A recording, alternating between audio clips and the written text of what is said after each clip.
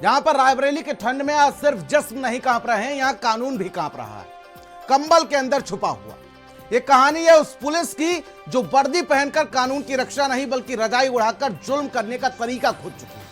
आरोप है कि आधी रात सलोन पुलिस एक घर में घुसती है, ना ही वारंट और ना ही तमीज और ना ही कानून की भाषा, बस गालियां, थप्पड़ और घसीटकर थाने तक एक युवक को ले गए जिसे कानून गवाह मानता है।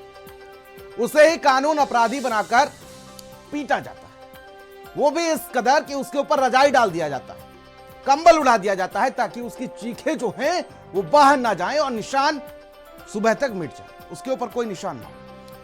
और ये सब तब है जब कहा जाता है कि मित्र पुलिस। जी हाँ, इस शब्द पर मैं जोर दे रहा हूं, मित्र पुलिस। ये मित्र पुलिस है जो आपके साथ शत्रु से भी बुरा बर्ताव करती है, साथ ही साथ सत्ता के नशे में भी कहीं ना कहीं चूक। और जब मामला खुला तो सड़क पर सवाल उतरा, धरना हुआ, नेता पहुंचे और दबाव बढ़ा।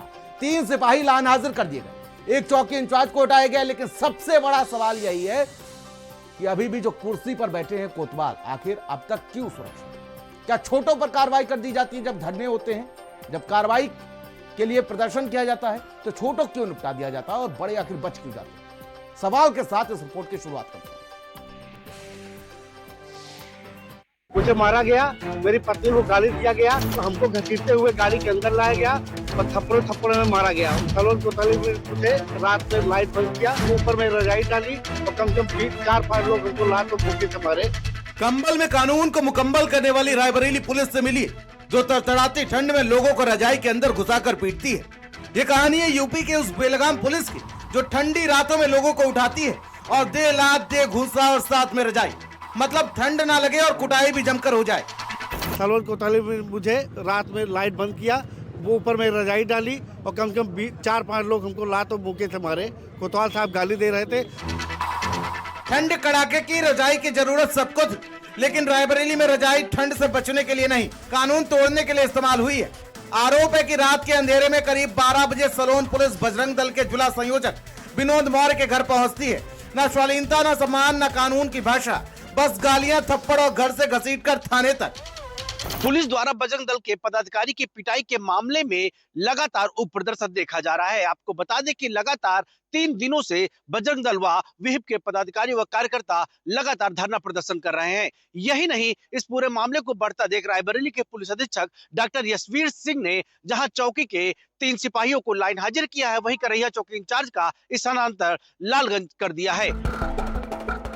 वो आदमी जिसे कानून गवाह मानता है, उसे ही कानून ने अपराधी की तरह घसीटा, पीटा, इज्जत की धज्जियां उड़ा दी और वो भी रजाई उड़ाकर। करैया चौकीपुरी और सलवन पूरे लोग गए और ये लोग हमारा दरवाज़ा पीटे। दरवाज़ा खोलने के बाद मुझे मारा गया, मेरी पत्नी को गाली दिया गया कि जल्दी उसे बुलाओ नहीं मार दिया जाएगा।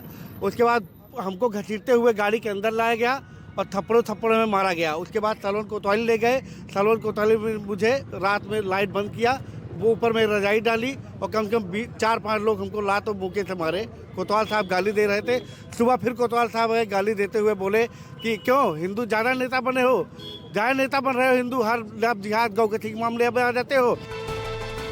ये कहानी है यूपी के उस मित्र पुलिस की जिसकी कस्में खाते हुए सिस्टम तक नहीं थकता। ये कहानी है उस मित्र पुलिस की जिसकी टैगलाइन है आपकी सेवा में हमेशा तत्पर। लेकिन रायबरेली की पुलिस कहती है आएंगे तो रात 12 बजे ही, चाहे सस्पेंड क्यों ना हो जाएं, और पीटेंगे हम रजाई डालकर ताकि तुम्हारी रोने की आवाज बाहर निकल कर ना आए। पुलिस की गाड़ी नहीं थी, कोई प्राइवेट गाड़ी थी, बलेनो गाड़ी थी, उसमें ब्लैक शीशा लगा हुआ था। ये लोग हमको सलवन ले आए, फिर सलवन ले आके फिर रात में हमको मारे। करीब 2:30 से 3 बजे के बाद फिर हमको ये मारे। लात और मुंह को थे, केवल मेरे ऊपर रजाई रखी गई थी, मुझे नहीं पता है कितने लोग थे मारने में। मतलब प्राइवेट गाड़ी, काले शीशे और पुलिस की वर्दी में दरिंदगी। थाने में जो हुआ वो आरोप किसी फिल्म की स्क्रिप्ट नहीं, रजाई उड़ाकर पिटाई ताकि निशान ना दिखे, ताकि सुबह तक सामान्य सब लगे। पीड़ित का आरोप है मारते हुए पुलिस ने कहा बहुत बड़े हिंदूवादी नेता बनते हो। यानी ये सिर्फ कार्रवाई नहीं थी, ये अहंकार की सजा थी। कानून का डंडा नहीं, घमंड का हाथ था। जैसे ही खबर बाहर आई, रायबरेली की सड़कों पर सन्नाटा नहीं, सवाल उतर आए। डिग्री कॉलेज चौराहा, धरना, नारे और कड़ाके की ठंड में खुले आसमान के नीचे बैठे विश्व हिंदू परिषद के कार्यकर्ता और बजरंग दल के कार्यकर्ता और फिर राजनीति। रात 11 बजे राज्य मंत्री दिनेश प्रताप सिंह धरने पर पहुंचे। साफ कहा कोतवाल पर कार्रवाई हो। फिर पहुंचे विधायक मनोज पांडे। यानी मामला इतना बड़ा हो गया कि अब पुलिस खुद कटघरे में खड़ी है। बजरंग दल के जिले के संयोजक हैं श्री विनोद मौर्य जी। एक मुकदमे में इन्हें गवाही देनी थी।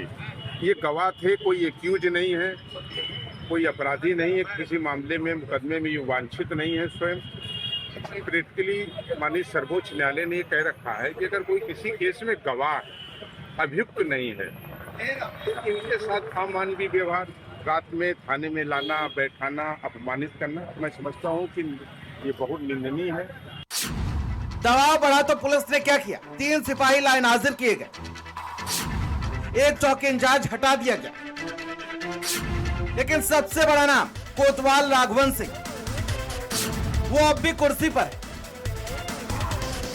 सवाल सीधा है, अगर सिपाही दोषी है तो सिपाही सजा पाए, लेकिन अगर आदेश ऊपर से था तो ऊपर वाले आखिर सुरक्षित क्यों?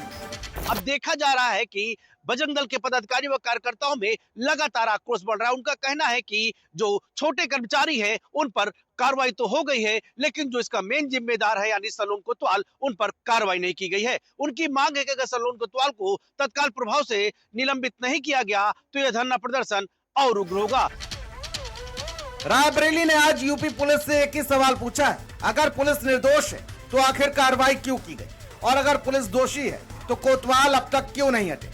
क्यों हर बार सिस्टम में छोटे कुचले जाते हैं और बड़े बचा लिए जाते हैं? कानून रजाई में मारने के लिए नहीं होता, कानून कंबल में छुपाने के लिए नहीं होता, कानून सीधे खड़ा होकर सच बोलने के लिए होता है। और जब तक ये सच सामने नहीं आएगा तब तक रायबरेली की ठंड में सवाल चलते रहेंगे। स्पेशल डेस्क, भारत समाचार।